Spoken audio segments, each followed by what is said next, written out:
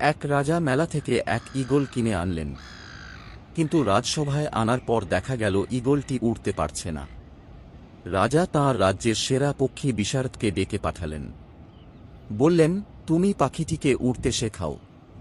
1 সপ্তাহ পর পক্ষী বিশারদ পাখি ফিরত এনে বলল, রাজামশাই, এ পাখিটিকে আমি ওড়ানো শেখাতে পারলাম না। এটিকে গাছের যে ডালে বসাচ্ছি সেখান থেকে এক চুলও নড়াতে পারছি না। এটা নিতান্তই একটা অলস পাখি, আমাকে ক্ষমা করবেন। রাজা খুব চিন্তায় পড়ে গেলেন। তিনি ঘোষণা করলেন, যে ব্যক্তি ঈগলটিকে উড়তে শেখাতে পারবে তাকে পুরস্কৃত করা হবে। এক ব্যক্তি রাজার কাছে এসে বললেন, রাজামশাই, পাখিটিকে ওড়াতে আমার মাত্র একটা দিন লাগবে।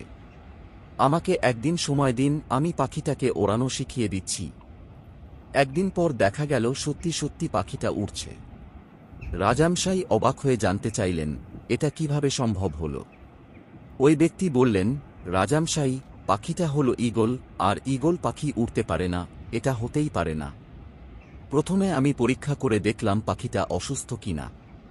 যখন নিশ্চিত হলাম যে ওটা সুস্থ, তখন বুঝলাম যে পাখিটা উড়তে চাইছে না। তখন আমি ঈগলটিকে এক উঁচু পাহাড়ে নিয়ে গেলাম। সেটাকে একটা গাছের উঁচু ডালে বসালাম। এবার একটা কাটারি নিয়ে গাছের সেই ডালটা কেটে ফেললাম। যখনই কাটা ডাল সহ ঈগলটি পাহাড় থেকে পড়তে লাগল, তখনই সে নিজেকে বাঁচাবার জন্য উড়তে শুরু করল। তার মন থেকে ওড়ার ভয় দূর হল। সে এখন সবসময় উড়তে চায়।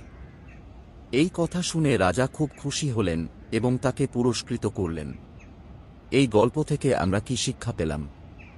অনেক মানুষ আছে যারা শিখতে চায় না, তাদের শেখার কোনো মানসিকতাই নেই। আমাদের উচিত তাদের এমন কোনো পরিস্থিতিতে ফেলা যাতে তারা শিখতে বাধ্য হয়।